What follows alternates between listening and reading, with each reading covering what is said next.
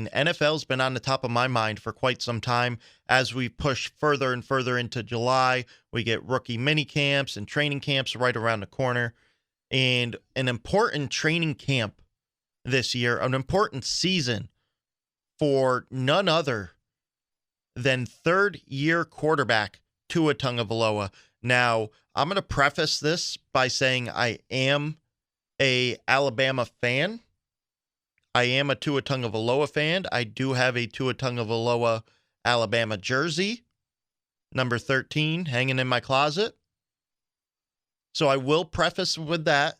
I will put that little disclaimer. This is not a homer take. This is a make or break year. It's been talked about as such by Tyreek Hill and Jalen Waddle, and Tua himself understands the pressure's on. Pressure's on for an NFL quarterback anytime you step foot on a field. Because if you can't do it, an NFL team will find a player that can. Now, the odds are stacked up against Tua Tagovailoa. We've all seen the underthrowing Twitter pass posted by Miami Dolphins where it looked like Tyreek Hill had to come back for a pass that was underthrown. I'm going to tell you right now, we are not close to the NFL season. Think about it. The first game starts in September. We are still 2 months away from an NFL game being played. Now, I know there's the preseason game, the Hall of Fame game, yada, yada, yada. Starters don't really play much in those games. We are still 2 months away. For those of you that played the sport, any sport, you understand, especially more now, has shown to light as of recent. Take a look at the NBA Finals with the Boston Celtics and the Golden State Warriors. Team chemistry is a huge component of winning games. That's right. Team chemistry is a big component of winning games, whether it comes to the NFL, whether it comes to baseball, whether it comes to basketball, does not matter. It's a big component of winning games. So I'm going to sit here and tell you that underthrow, quote unquote underthrow of Tyreek Hill. We know Tyreek Hill is fast. But until you actually see it in person, until you're actually throwing him the football, you don't necessarily understand how fast Tyreek Hill really is. The numbers say he runs below 4.3 40. But you don't understand what that means until you're throwing him a deep ball. So there's going to be times where Tyreek Hill will be underthrown. And that's not a Tua Tagovailoa thing. That's a Tyreek Hill turning on the burners thing. Because I can go back the last 2-3 years and show you multiple times by Patrick Mahomes, which many consider the best quarterback in the league right now, underthrowing Tyreek Hill and Tyreek Hill having to come back to the ball. That doesn't mean anything. It is 2 months away from an NFL game being played, a meaningful NFL game being played. These are new teammates trying to find chemistry, new teammates learning about one another. So don't take that underthrow as how it's going to be throughout the season. This is two teammates that are learning to gain chemistry. Tyreek Hill talked about as such. One day our chemistry is going to be so good that you're going to wake up Tua in the middle of the night, 2 a.m., and I'm going to be doing your dishes. Not quite sure what it meant, but what he was trying to tell you is that I'm going to do whatever it takes to believe in my quarterback, get chemistry with my quarterback, and roll with my quarterback. That doesn't preclude this from being a make or break year for Tua Tagovailoa, because we all know in the NFL, if you don't at least show signs of life after year 3, more likely they're moving on or preparing to move on. Now, like I said, the chips have been stacked up against Tua Tagovailoa, and I'm not going to make excuses for the kid, but I am going to give you context because I'm a firm believer that stats don't mean anything without context. Stats are like bikinis. They reveal a lot, but they do not reveal everything. My favorite line to state. Tua will now have his 4th offensive coordinator in 3 years. Tua dislocated his hip in November of 2019. We are getting closer to being 3 years removed from that atrocious, mind-blowing injury that you don't see happen very often. I think Bo Jackson went through that injury, was never really the same after that. Tua at a young age at Alabama, moving out of the pocket, gets sacked from behind, dislocates his hip November of 2019. Doctors recommend, and I'm not a doctor, that an injury such as this, and this isn't for sports and athletes, but just to heal up in general as a typical human being that suffered a dislocated hip, it takes roughly 8 to 12 months of healing. That's for a typical human being. That's not an athlete. That's a typical human being. You got to take in stride, and I know we like to look at these athletes as superhumans, that after the 12-month period, there is still a time in your life, still a time in your career where the further away you get from that injury, that surgery, that healing, the more fluid your hips are going to be. Now, you watched, not everybody watches Miami Dolphins games, but if you watch Miami Dolphins games, if you listen to some of these quote-unquote QB experts, if you see with your eyes, you can tell at some point this injury created stiff hips, and he is still, even though it's not recovering, healing, he is still healing and trying to move forward from this hip injury. It's not an excuse, but the fact of the reality is there is a 12-month healing process, and then after that is when you really can start to get in football shape, when you really start to try to get your hips back. So we are now about to be 3 years removed from the injury, 2 years removed from the official healing time frame from 8 to 12 months.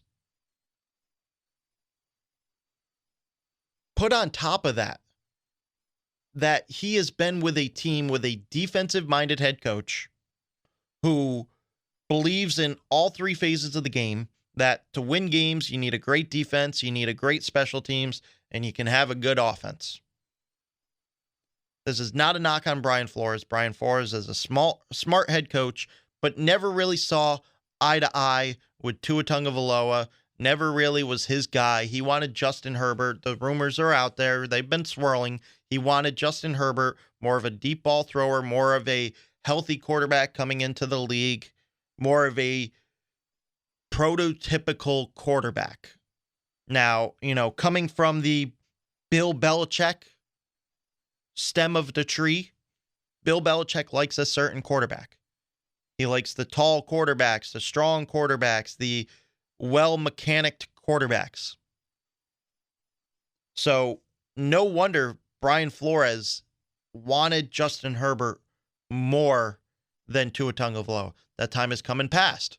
You drafted Tua Tagovailoa, you moved on from Brian Flores. You bring in a young, smart head coach in Mike McDaniels. Very offensive-minded, offensive-driven, going to get the most out of his players and put his players in a best situation to succeed, coming from that Kyle Shanahan coaching tree. The Sean McVay, Kyle Shanahan, and now Mike McDaniels, coming from that tree. This team, in the last 2 years of Tua's career, the 2 previous years, going into year 3, have had one of the worst, if not the worst, offensive lines in football the last 2 years. It is hard to be a quarterback coming back from a dislocated hip, trying to get the fluidity back in your hips, and then having to run for dear life. Now, you take a look at the numbers last year, the Dolphins owned, and I wouldn't be proud of this, I wouldn't put a plaque of this up in my front office. The Dolphins owned the league's worst pass block win rate last year, winning just 46.6% of their matchups. Just for reference, according to NFL Next Gen Stats, the reigning Super Bowl champs, the Los Angeles Rams, led the NFL in that category at 68.4%. Over 20% worse win percentage when it comes to block. When it comes to pass block win percentage, 22% worse than the reigning Super Bowl champs, the Los Angeles Rams. Now, despite that low win percentage, Tua Tagovailoa was sacked at the 10th lowest rate in the NFL last season. And that's because his ability to get the ball out of his hands quickly, something that goes back to his Alabama days, being able to dissect the defense quickly, know and understand where to go with the ball, which is perfect for a Mike Daniels offense that is going to have highlighted routes, highlighted players on where you need to go to the ball. Because if he's anything like Kyle Shanahan with that West Coast type of offense, he's going to have dedicated spots where your number one option should be the only option. And if not, I did not call the right play. That's how Kyle Shanahan believes it. That's how Mike Daniels is probably going to see it. Now, obviously, you create a play that has multiple options, but it's designed and defined for your number one option to be open. With this 2 years of terrible offensive line has directly impacted the fact that Tua Tagovailoa has had to get the ball out of his hands quickly and has yet to have an opportunity to consistently throw the ball down the field, which many people are worried about because of the underthrowing on Twitter, because of having three of the fastest guys in the NFL at wide receiver, and then one of the fastest guys at the running back position. Is there going to be an underthrowing problem? And I'm going to sit here and tell you, go back to his Alabama days. Watch. Yes, there was some slants. There was a lot of slants because he had a lot of talented receivers that could take the ball to the house from anywhere on the field. But his deep ball in college is one of the prettiest deep balls that I've seen. His deep ball in the NFL, when he's had the opportunity to throw it, he's been one of the most accurate deep ball throwers in the NFL. Go ahead, stat check it. Stat check that. Go ahead, watch the film. I'm telling you right now, when given the opportunity, when the play design calls for a deep pass, Tua has been one of the more accurate deep field passers in the league. He just hasn't had many opportunities. And one of the things that the Miami Dolphins have done an outstanding job at this offseason is they understand they need playmakers. So they traded for Tyreek Hill. They signed Cedric Wilson from the Dallas Cowboys, who is a deep threat as well. They drafted Jalen Waddle a year ago. Now he's in year 2. Jalen Waddle beating it up. The Penguin. You know, there could be a race between those three who's the fastest wide receiver on the group. Now, as far as the fastest player on the group, you know, you got to put Raheem Mostert in there. You have to put Tyreek Hill, Jalen Waddle, Cedric Wilson. They have a fast offense, which is going to help Tua Tagovailoa and Mike McDaniels. You take a look at what the 49ers have been able to do with Jimmy Garoppolo. One of the things Jimmy Garoppolo does so well is he gets the ball out quickly, he gets the ball out on time, and he understands the assignment of the game plan. Put the ball in the playmakers' hands, let the playmakers go make plays. Jimmy Garoppolo has led the league in yards after the catch, passing yards, for 2 out of the last 3 years. One of those years he was injured in. But the Miami Dolphins understood the assignment this offseason. They went out, they brought in Tyreek Hill, they brought in Cedric Wilson, they have Jalen Waddle there, they bring in Chase Edmonds, Raheem Mostert, Sony Michel on top of Miles Gaskin at the running back position. They bring back Mike Gesicki, and they improved the offensive line. They picked up Greg Little from Carolina Panthers. They drafted a kid from Notre Dame in the second round who many thought could potentially be a first rounder. They bring in Terran Armstead from the New Orleans Saints, who have spent many seasons anchoring the offensive tackle position in New Orleans. They brought in Connor Williams from the Dallas Cowboys, who, when healthy, is an elite guard. They drafted Austin Jackson a year or two ago. He's going to get better. They understood the assignment. Two things. They needed to invest in the offensive line, which they did. They brought in Connor Williams, Terran Armstead, drafted a kid from Notre Dame in the second round, brought in Greg Little from Carolina, on top of some of the pieces that they already had there. They needed playmakers. They understood they needed playmakers. They traded for Tyreek Hill. They brought in Cedric Wilson. They bring in Chase Edmonds. They signed Sony Michel. They signed Raheem Mostert. They bring in these guys to build an offense around Mike McDaniels. And you take a look at what Mike McDaniels does best, and I'm not going to get too geeky with you, but Mike McDaniels runs a heavy zone blocking scheme that uses the run to set up the pass. So you're going to see holes being opened up for the run game. You're going to see the zone blocking scheme that's going to help up front, going to help hesitate the defenders. Is it a run?